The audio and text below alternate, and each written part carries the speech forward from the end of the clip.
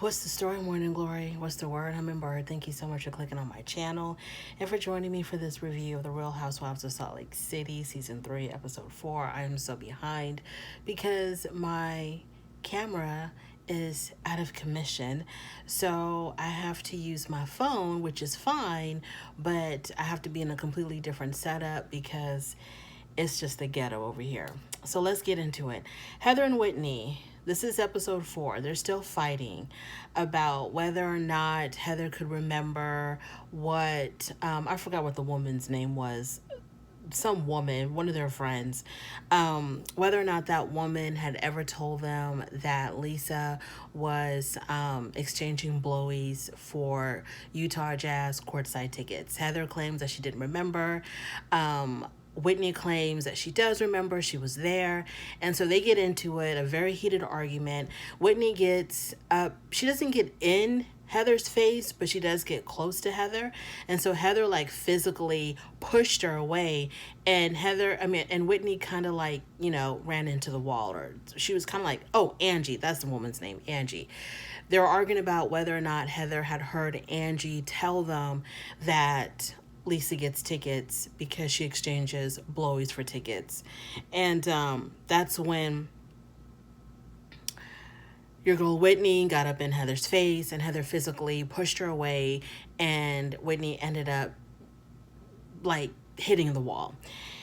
So that was a really bad fight between them. It's just weird to me how they're getting in such an intense fight over whether or not Heather remembers what was said, whether she's telling the truth about remembering, whether Whitney's telling the truth about Heather remembering or Heather being there. And it's just so silly to me. Like, y'all have nothing else going on other than to fight about this. Because the real issue is, number one, is Lisa exchanging Blowies for Utah Jazz courtside tickets? And number two, not like it really matters. That's her business. That's what she's doing. That's her business. But like, really, that's really the bigger issue. And of course, the biggest issue of all is just to be there to support Jen, because this trip was supposed to be all about Jen. So then the next day, Whitney goes to see her half-brother and her half-sister, and they talk about their childhood. And her brother Curtis says that, yes, we had a really messed up childhood, but let's just all move forward. So her and her siblings, they all share the same father, but they have different mothers. And I think Whitney also has a sibling that she has the same mom and dad with. So these two siblings that she went to go see, they have the same dad but different moms. And I guess the implication here is that the father was abusive. So that's what they're alleging, and they share that memory of their father. And so the brother is just like, hey, let's just try to move on with our lives. It was horrible, but we survived it. Let's just move on.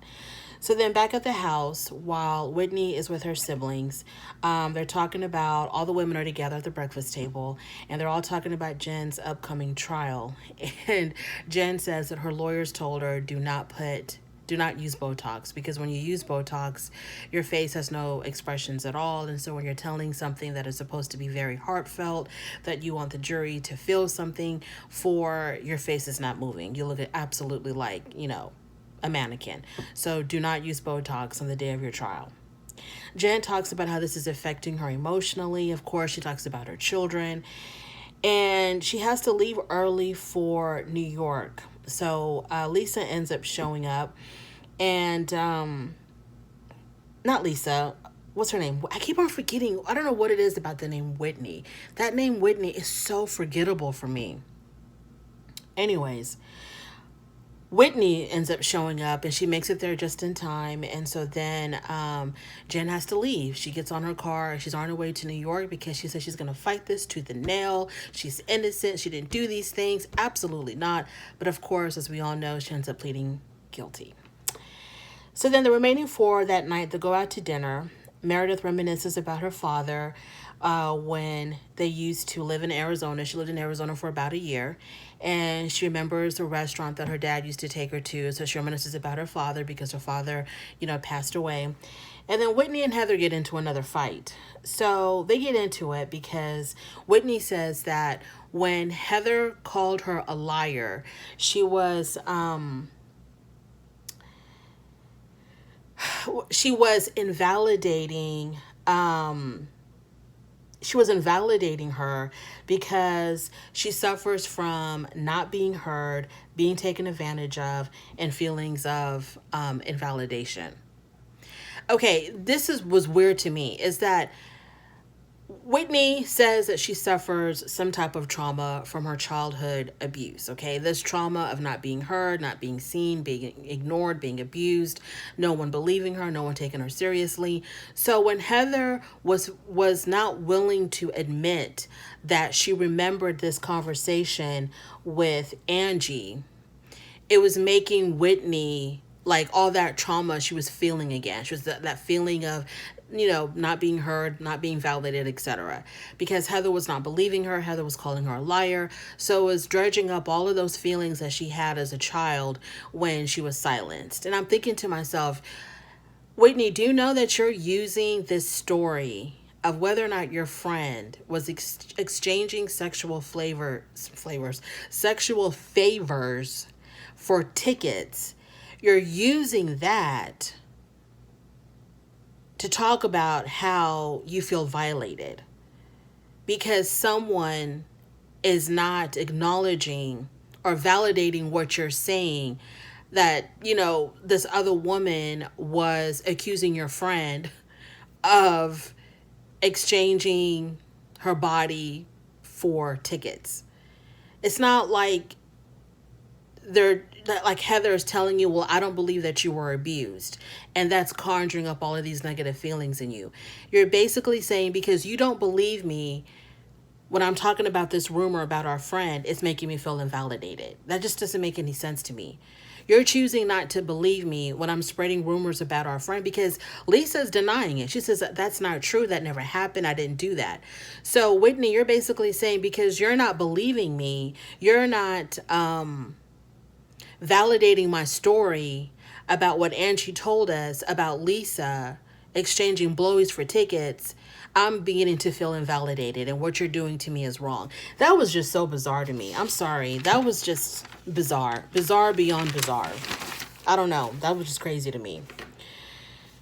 So Heather tells her, she counter argues with, but this trip is not even about you. It's not about Lisa. It's not about jazz tickets and how she got jazz tickets. This whole trip is about us supporting Jen. And so then Whitney comes back with, don't deflect or don't try to use Jen as a shield or whatever with what I'm trying to tell you and how you're making me feel.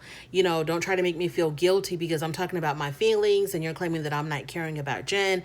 Don't use Jen to make me feel guilty about how I feel, because you won't believe me when I tell you that Angie told us that Lisa was doing these things for tickets. So Lisa in her confessional believes, she's more on Whitney's side. She says that Heather was being really insensitive towards Whitney's feelings. It's just so bizarre to me that Whitney is choosing this argument to highlight how she was made to feel lesser than. She's using this argument of Blowies for tickets, and whether it's just crazy to me. Look, y'all, that's all I have to say about this review. I haven't watched episode 5 yet, but I'm gonna get to it. I was just like, I don't understand what's going on. This is just not making any sense to me of why she's using, like, Whitney, what?